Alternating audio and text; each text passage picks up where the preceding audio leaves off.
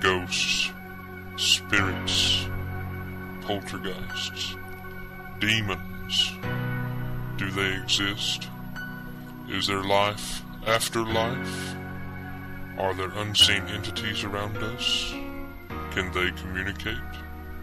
Do you believe? What happens in the shadows doesn't always stay in the shadows. Live from Northwest Georgia, covering the region and beyond, this is Georgia Paranormal Radio. And now, here's your host, Mike Watkins.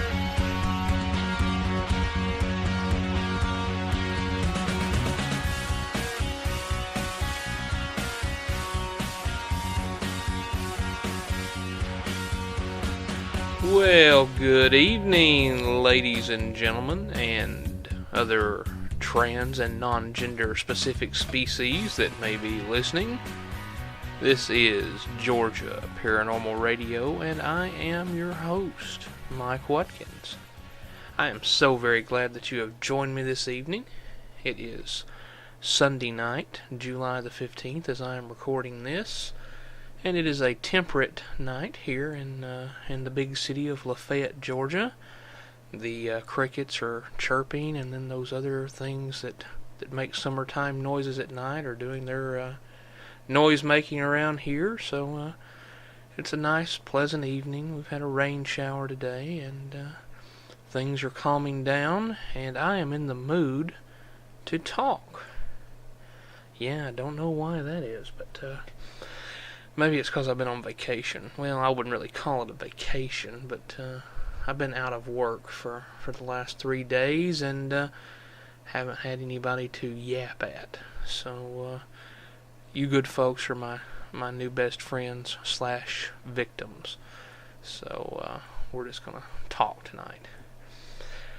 And speaking of talking, there are a few things to tell you good folks about. There has been a good update on our website at www.nwgapit.com. I have updated the EVP page, number 2 EVP page, that is, and have also updated our web links. I have added some links to some good paranormal sites on there. And I have also updated the team members page. Yeah, finally put some pictures up of some of the team members. Yeah, it's only been 2 months in coming. That's what work will get you, folks. Working a full-time job, staying busy, and looking to get a part-time job. Yeah, need some of that big spending money. So anyway, go by there and check out that website update at nwgapit.com. That's the Northwest Georgia Paranormal Investigation Team. And hopefully you'll like what you see. And also, I heard a nasty little rumor the other day. Don't know how much of a rumor it is because it's actually true. That our show has been nominated for 2 podcast awards. Yeah, I normally don't really call this a podcast. I call it a broadcast, because podcasting can put you in mind of something else, but technically we are a podcast. And so anyway, we're up for 2 awards, I'm told. Somebody has been kind enough to nominate us for 2 awards at podcastawards.com. Evidently they have this big selection ceremony and all that good stuff. And hey, whether we win or not, it's just nice to be nominated. It's nice to know that folks out there are listening and appreciating what they're hearing. On a personal level tonight, like I mentioned, I'm off of work. Had the last 3 days off, got another 2 coming. And I took a little bit of a vacation time there. Having some medical problems. Hadn't had those in a very long time. But having some medical problems. And things are getting better. It's a nasty thing. I'll spare you all the details. But needless to say that removing your own toenails is never a good thing to do. Yeah, they don't like that, and and sometimes an infection can set up. Now, personally, I have a very high pain tolerance. Matter of fact, I don't feel pain in a lot of places on my body. It's a weird thing. Some kind of neck damage or something, I don't know. But anyway, I don't exactly feel pain all the time. And so this infection set up, and inside of a toe, a big toe, the big captain of the foot there, the big toe, and was building inside of the toe, and I thought maybe it was just my boots or my socks causing it, because I wear those combat style boots to work every day, and thought that was probably what was causing it. Wrong. Turns out that an infection actually eat through part of my toe. Yeah, lovely thought, isn't it? So I've been taking it easy on the old foot here the past few days, and really need to be outside mowing, but hey, I got a good medical excuse, right? It's healing up nicely though. The hole was nasty, and now it's almost sealed. So anybody out there that wants to send me well wishes and positive thoughts and prayers and all that good stuff, whatever you believe in, I would sure appreciate it, because I'd like to get that wound completely closed off. Yeah, open wounds on the body are not good. Note to self. So that's been going on here in my big world, and kind of slowed me down a little bit, but give me some time to update the website and kick back and relax and sit down and have a talk with you good folks. So it's not all bad, right? Every cloud has a silver lining, they say. Had a chance last weekend to go down and see my good friend Andy down towards the Atlanta area, and had a good time.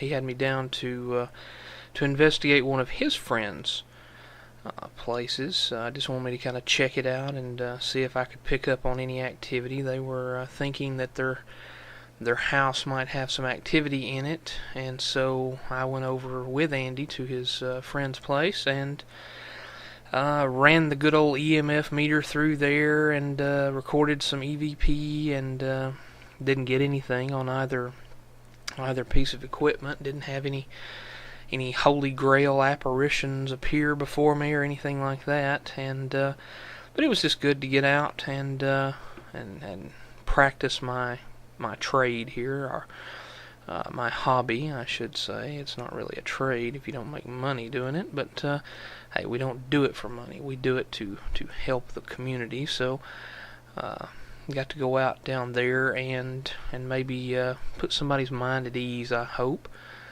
And got to hang out with a friend of mine and have some fun down that way, and so that's all I've done in the form of investigation in a while. It's been a while since me and David have went out. I did have a small investigation here in Lafayette, which I think I mentioned on the last show. The Lafayette Cemetery investigation. I may not have mentioned it on the last show.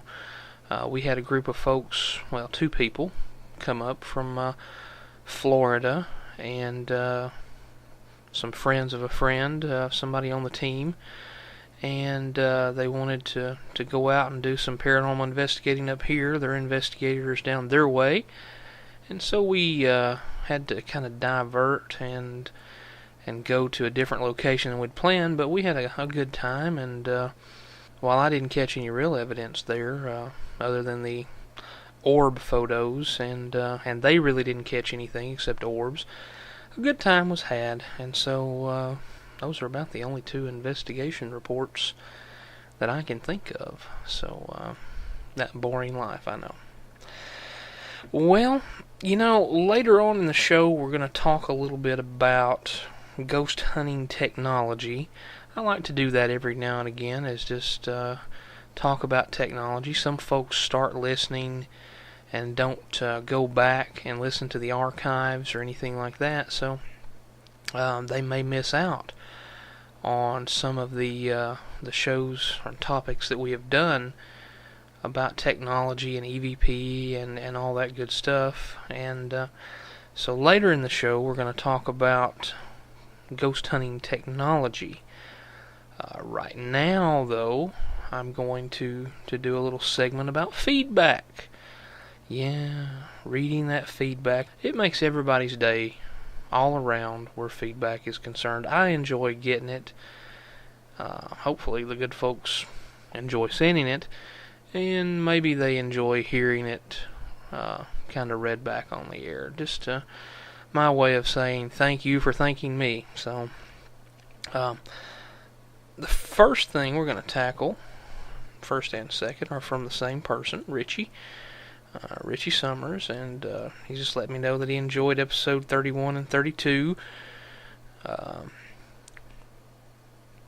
Says he's never had a near-death experience. Talking about episode 31. Good show, by the way. I encourage everybody to listen to that one. Was a good show. He says a very, very good show. Bravo. I don't know about that, Richie, but bravo. I've never been told bravo before. That's pretty cool. Anyway, says I brought up some good scientific points to go along with my personal experience. He hasn't had one, like he said. So, and I hope you don't. Hope it's a long, long time before you have a good near-death experience there, Richie. They're not all they're cracked up to be. Trust me. And episode 32, you enjoyed that also. That was a good EVP show. Not playing EVPs, but actually talking about catching and cleaning, as David puts it, kind of in a fishing terminology there of catching and cleaning an EVP. So yeah, I'm glad you enjoyed that, and I'm glad that you learned a little something from it. I hope everybody actually learned a little something from that. That was the whole intention. That's why we're here, is to educate, inform, and all that good stuff. So I'm glad that was spot on there. Ivan sends his regards from over in Switzerland. Enjoyed episode 32. He says it was formidable. So thank you, Ivan, for letting us know that you enjoyed that. David from over in England. Codename Gollum. I love that. He's Gollum on MySpace. It's pretty cool. But says it's the podcast, I guess episode 32, the podcast was the best EVP tutorial that he has ever heard, and that it's great what we're doing for the paranormal community. He is the EVP specialist in his own paranormal group, and he needs all the advice that he can get, and our show has taught him so much. And he says he's sure that he speaks for the whole paranormal community in saying a big thank you. And, well, you're welcome. And thank you, Dave, for tuning in, because it's the listeners that make what we do worthwhile. And wants to know if we can please do more of the same in the future. And yes, we can. So, appreciate you writing in there, brother. And let's see, one more here.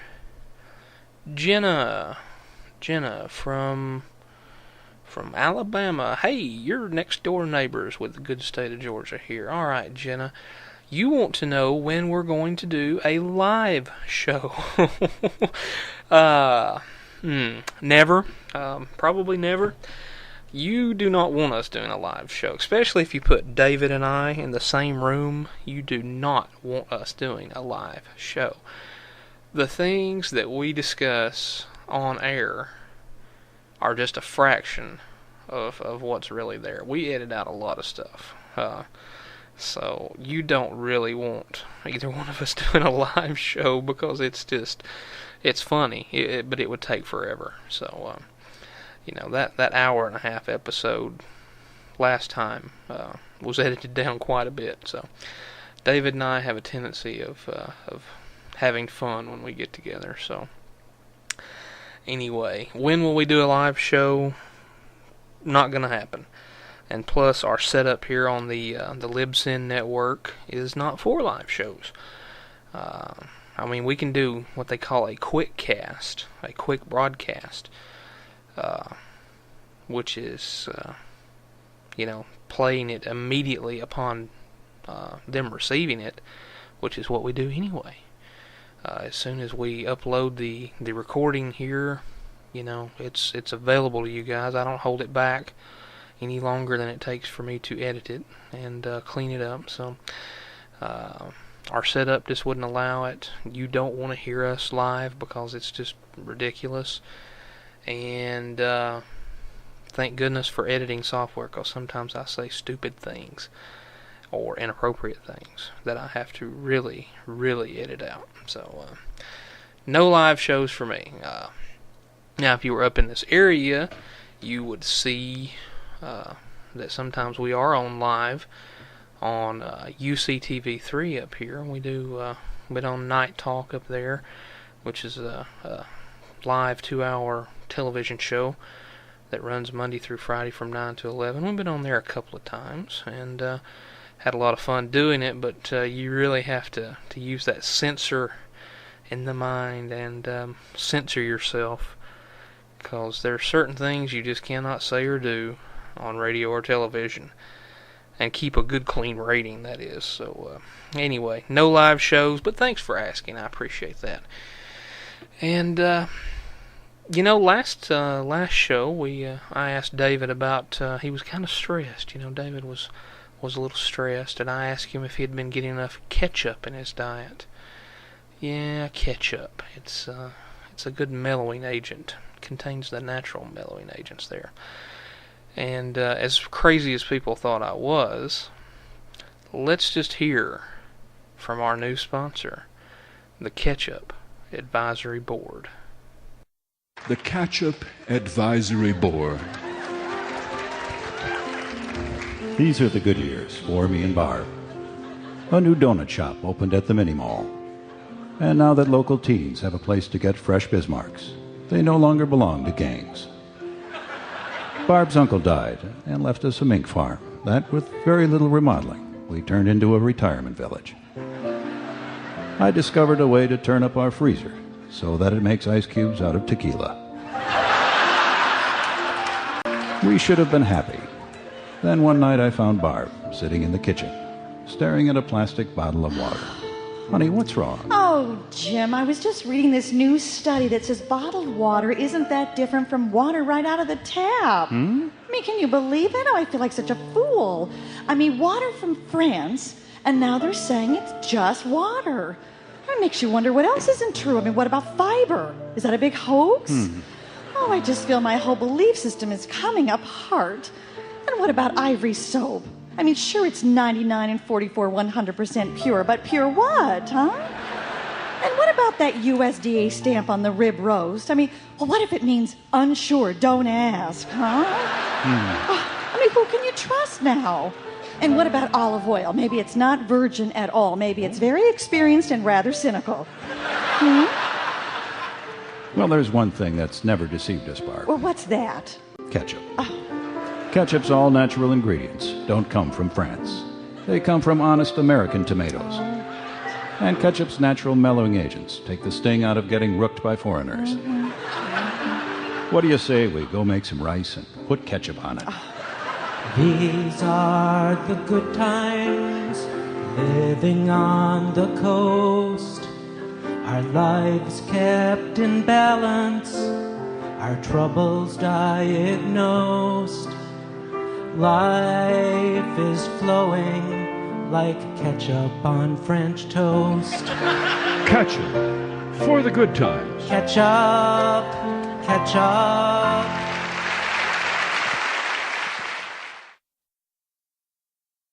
Okay.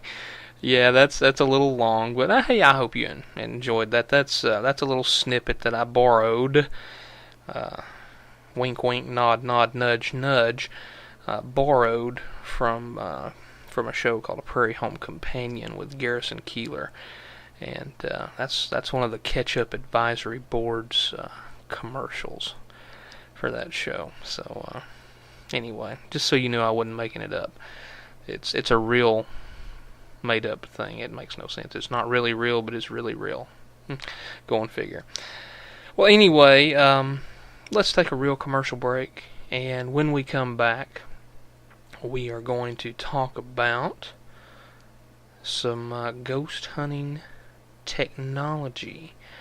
And yeah, I know the commercial break's early in the show, but hey, it'll probably be a short show. So last time I said that, it went over an hour, so maybe I shouldn't say that.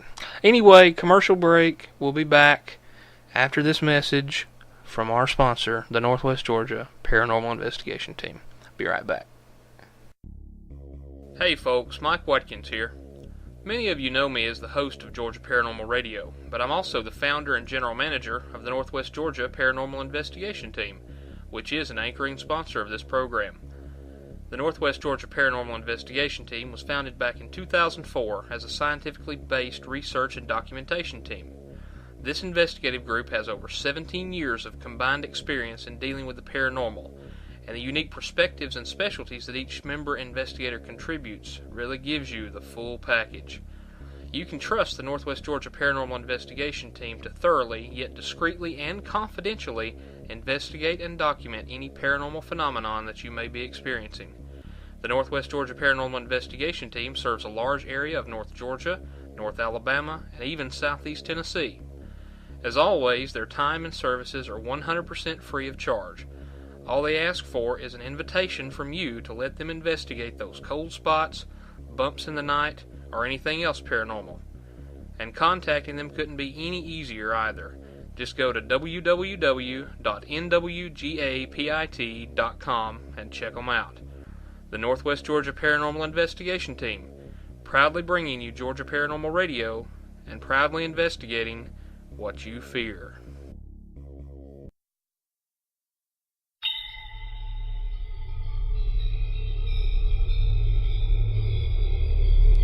You're listening to Georgia Paranormal Radio on the Libsyn Network. Rated the number 6 show in Southwest Lafayette, Georgia.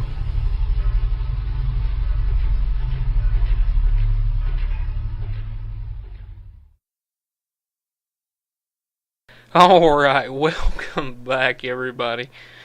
What was number 6 show in Southwest Lafayette, Georgia? That's like 2 blocks. I live in Southwest Lafayette, Georgia. Couldn't it have been rated like at least number 3? Oh Lord. Yeah, a little tongue-in-cheek humor there, folks. A little tongue-in-cheek. Welcome back from the commercial break and our spacer break, commercial break, whatever you want to call it. Welcome back. And one thing I did forget to mention before I put you through that break there was the downloads page on the NWGAPIT website. David and I had talked about it in the last episode, and yes, I actually did start setting it up for those naysayers out there who said, oh, it'll never happen. It's happening. The only problem is that the menu editor that I'm fond of using to create that snazzy navigation menu on the site is down right now. So as soon as that gets up and running again, we'll have a downloads page where you can download recommended software straight from us. That'll be pretty cool. So anyway, forgot to mention that. And send a shout out real quick too. Hey, it's my show. I'll shout out to who I want to tonight. To JD, he just made it back in from a trip out west, and hey, glad you made it back safe, bud. Enjoy the shows that you missed while you were gone, and enjoy this one. And okay, I guess I'm caught up now. So yeah, we're taking some liberties tonight. We are taking some liberties tonight. It's a little different. But that's okay, because we're different, right? Yeah. Everybody's unique. Everybody's diverse. If we were all the same, then this world would just be atrociously boring, and it would just suck like a Hoover. So, that's okay. We'll be different tonight. Alright, let's talk about some ghost hunting technology, shall we? Now, this may be old hat to some of you seasoned listeners and seasoned investigators out there, but there's plenty of new folks tuning in. Yes, the numbers show that there are a lot of new people tuning in. As we progress here, we are getting semi-popular, almost, kind of, sort of. So, the new folks out there are tuning in and turning on, and, we get a lot of email about what's the best way to do this, or what's the best piece of equipment to do that with, and how much should I invest. Let me say, right off the top of the bat here, that when you first get started in paranormal investigating, do not buy the farm. Don't mortgage the house. Don't pawn your car title. Don't borrow money from grandma and go out and buy several $1,000s worth of equipment. Because here's what might happen. You may do it once or twice and find out, hey, it's not right for you. Maybe it doesn't hold your interest. It's not all glamour and glory. I've yet to have any glamour and glory. So, it's not all about walking around a corner in some old house and seeing an apparition coming at you, or getting slimed, or anything like that. I've never been slimed either. That would be kind of cool. But it's not about that, folks. Paranormal investigating can be horribly, horribly boring. Yeah, it's just like, private investigating or investigating with police work. There's a lot of sitting around time sometimes. There's a lot of going through the motions, I guess you would say. You go out there and you give 110% at every investigation, and you come home, review your evidence, and you've got nothing. Squat, zip, nil, nada, nothing. And then you get lucky sometimes, and you get a good EVP, or you get a good photo, and that makes it all worthwhile. But there's a lot of times, folks, when you're doing this, that you don't get any evidence. Even if you're on board the Queen Mary or something, the most haunted ship in the world, or you're down in Savannah or Fort Lauderdale or anything, you may be in the most haunted building in all of creation and still not get anything. So don't invest a lot of money initially until you know for sure that you're addicted to it like I am. Then you go out and spend the money. But save yourself some trouble, and don't go head over heels with equipment to start off with. There are some simple things, folks, that you can do to start out with, and we're going to talk a little bit about that. Low-tech, old-fashioned, but hey, they work. The first thing people ask me about is, what's the best camera? And my question to them is, what kind of camera are we talking about? There's, as far as still cameras go, there's instant cameras, the Polaroid Instamatic stuff. They're going to cost you around $40-50, for a decent Instamatic camera. However, the film cartridges for that camera will run you about $1 per picture, maybe a little more. That's kind of expensive. 35 millimeter, absolutely. There are a lot of good 35 millimeters out there. I still carry a Pentax 35 millimeter camera with me to investigate with. 35 millimeter film is relatively inexpensive, $1.50 per roll. You can have it developed nowadays, even in a 1 hour lab, which I highly recommend because you can actually talk to a technician who's going to be developing your film and tell them that you want all the pictures on the roll, even the dark ones and all that good stuff. But you can have one of those developed in an hour for $5-6, and so that's a good option. The best option, I think, me personally, is a digital camera. Digital cameras seem to have a way of seeing a little further than a 35mm camera. I don't know if it's the way the infrared system on it works to focus or any of that good stuff, but there's been arguments about that. But digital cameras are good, and there's no developing fees. Yay. You go out, fill up a memory card, bring the camera home, download it into your computer, and voila, you've got pictures. Depending on the quality of camera that you get and all the bells and whistles, you can spend anywhere from $99 up to $3,000. I recommend, if you're going to be using digital, to at least get a 2-megapixel camera. That's going to be a good clear screen resolution camera. I used an Olympus C2100, I think it was, for a very long time, and it was a 2-megapixel camera. Some of the best pictures I've ever taken come off of that Olympus. Now I'm using a Sony f707. Now that little booger has a nice little feature on it that Sony's have on them, and it's night shot or night vision, just like their camcorders. Yeah, you can see in the dark. Now it's kind of a limited range unless you get one of those big boosters and all that good stuff, but Sony f707s and f17s, or f717s, I think is what it is actually, are good cameras, and I've been real pleased with the service I've got out of my Sony.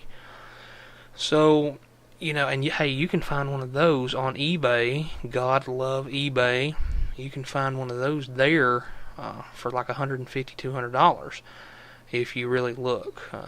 Sometimes they're up around $300 or $400, but if you really look and really work hard at it, you can get one at a really bargain basement price.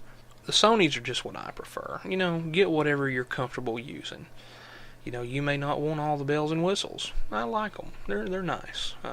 Even though Sony is a basic camera, still has some good features on it. And the f707 and f717 are both 5-megapixel cameras. Yeah, they're huge images, folks. Let me tell you, crystal clear and huge. Matter of fact, whenever I post one of those images on the web, I have to resize it in a photo editing program because it just takes up too much memory and too much space. So I like Sony's. That's just me, though. Camcorders. A lot of people ask about camcorders.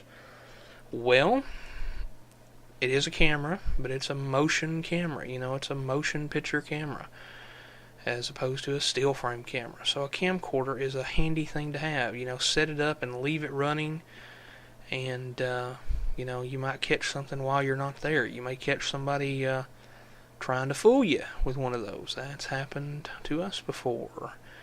So I like Sony's in camcorders as well. Why? Night shot. Yeah, those two little words, night shot, night vision. Beautiful invention. Sony's got it, and they're reasonably priced too. You can get one of those used on eBay. God love eBay, for around $150, sometimes less than that. And the technology now, some of them have 1,000 times zoom on them, which I have no idea why you would need 1,000 times zoom, but anyway, I like Sony camcorders. Are there others out there? Yes. Am I familiar with them? Not really, no. Sony's a good make and model. The next piece of technology is the EVP recorder, the tape recorder. I still call them tape recorders, even though they're really not. They're, most of the ones you can buy now are digital. You still can get the tapes, but we talked about this last week, or last episode, I should say. that digital really has taken over, and it's really a good thing that it has. You know, you don't have to catalog your tapes. You don't have to store those tapes. You don't have to keep buying tapes. With digital, you just transfer it over to your computer by whatever means is native to that recorder. That may mean a USB cable. That may mean a male-to-male connector. So get what you can afford in an EVP recorder.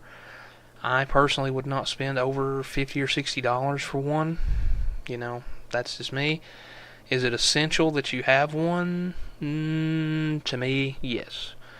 To you, maybe not. Maybe you don't care about EVP, but there's a lot of good evidence to get via EVP, so I think they're pretty essential. To be honest with you, I would rather record EVP sometimes than I would take pictures. So that's just personal preference, though. So get what you can afford. Not giving anybody any plugs here because they're not sponsoring this show, but your local Walmart really is going to have some good deals on those EVP recorders, those digital recorders.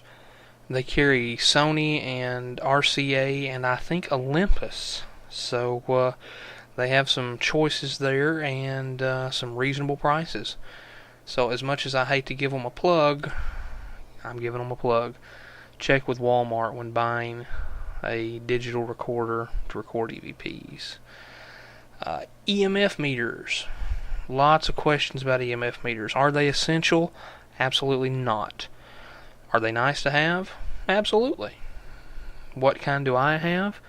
Right now we have a cell sensor. It's some people call them the joke of ghost hunting, but I like it. It's very sensitive with the probe attachment on it, and we've actually been able to track some interesting phenomenon using that cell sensor. There are other models out there. A cell sensor you can get, I think you can actually buy it off of our website for about $30, and that's a good price. Some places will charge you $50 for that, but I wouldn't pay no more than $30, $35.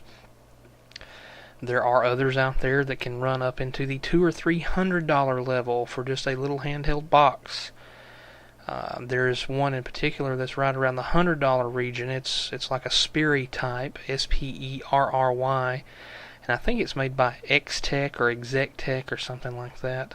Around $100. That's on my wish list. I want one of those very, very much. It's kind of like a copy of an actual Sperry meter. I guess Sperry's a good industry standard meter. Don't have an EMF meter?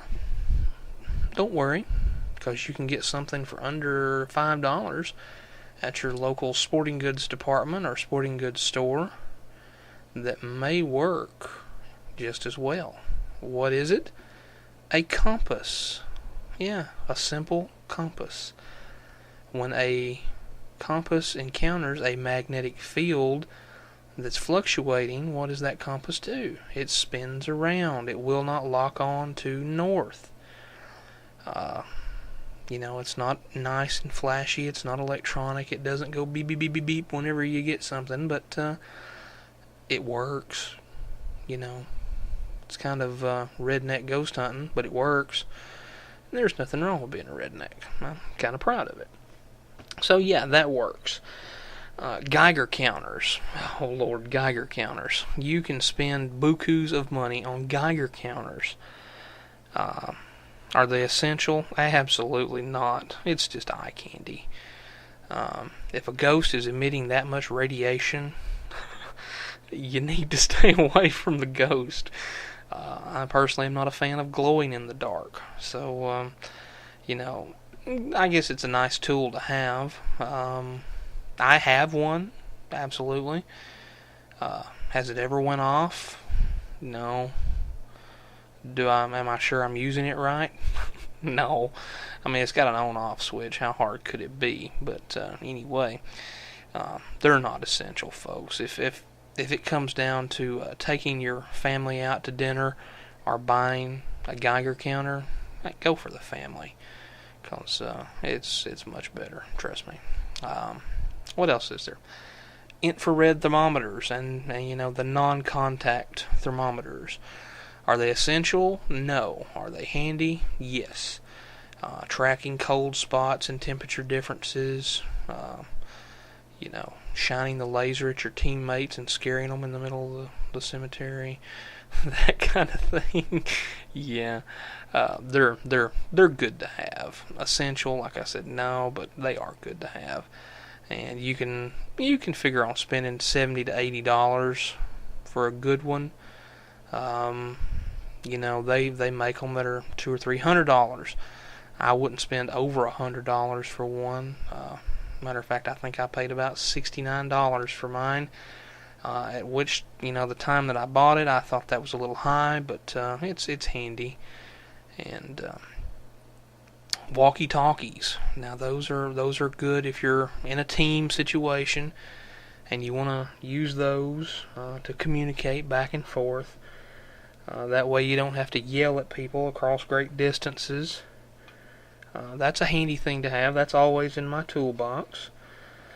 You want to have a way of taking notes. A lot of people recommend carrying a pad and pencil with you, or a pad and pen, whatever, to write down notes. I personally don't like doing that. I've got my hands full when I'm out investigating. I've got an EMF meter sometimes, a camera, and a recorder, or a flashlight sometimes.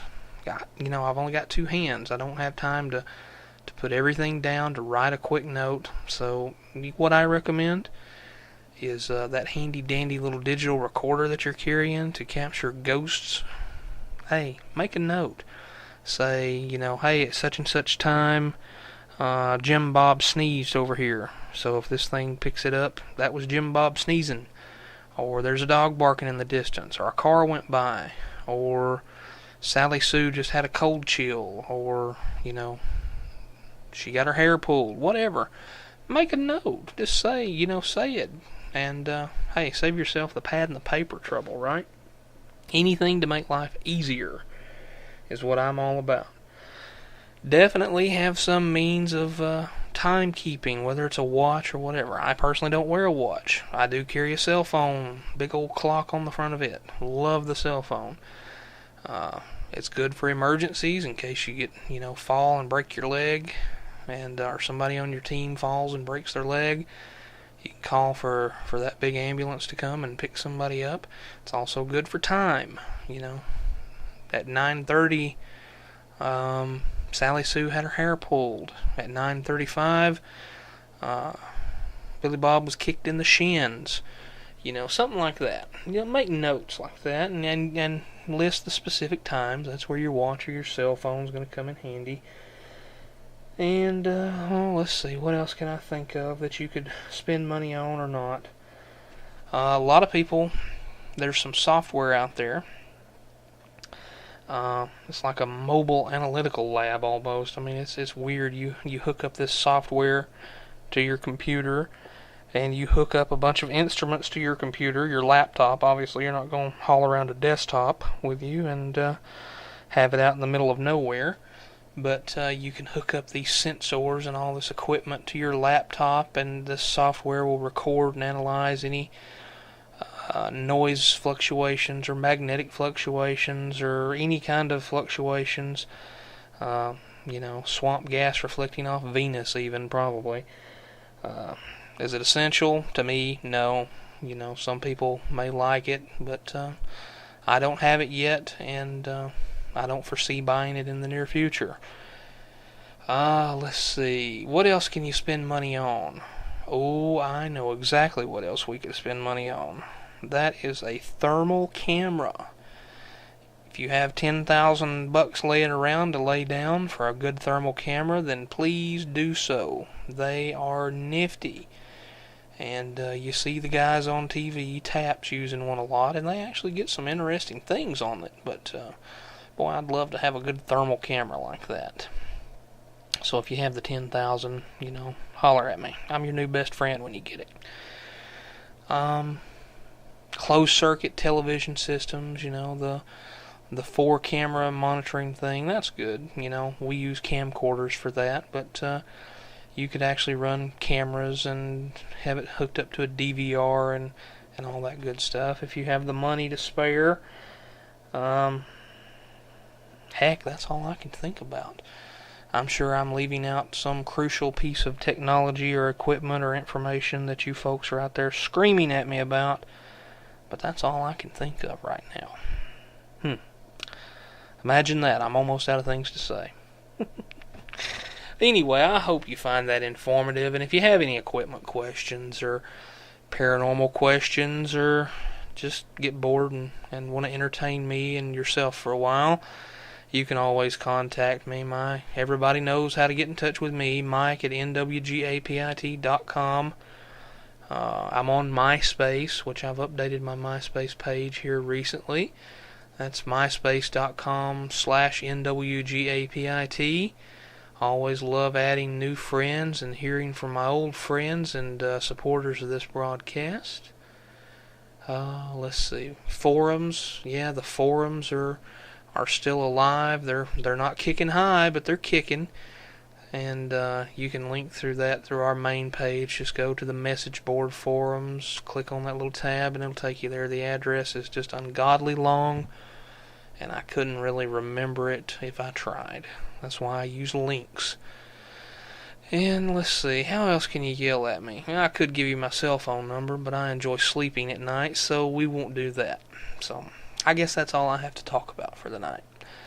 I appreciate you good folks listening. I appreciate you putting up with my silliness and my rambling for one more episode. And one question I can't answer. Get an email, usually about every other week, wanting to know who does that song at the end of the show.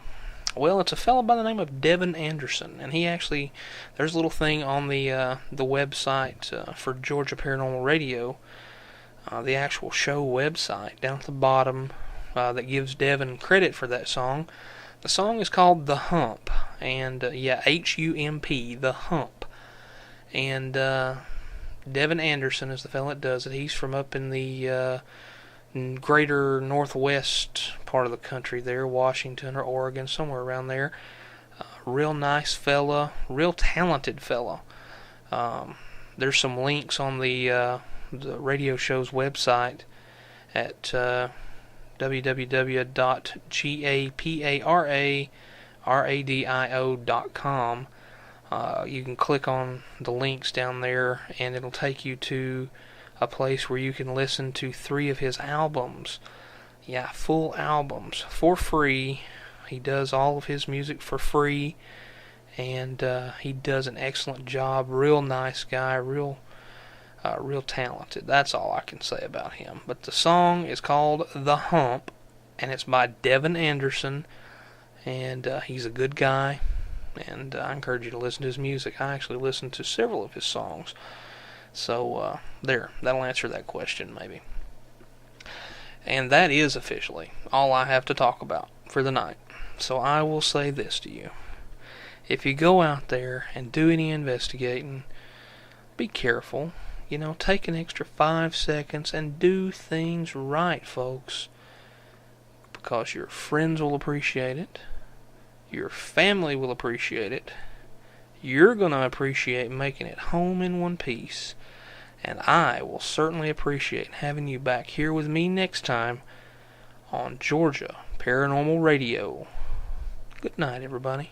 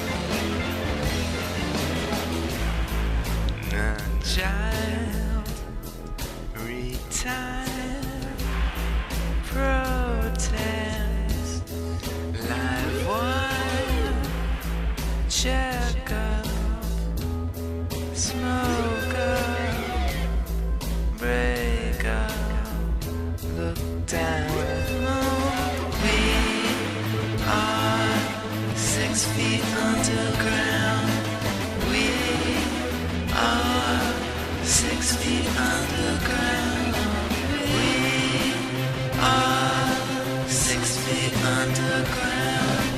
We are 6 feet underground. We are 6 feet underground.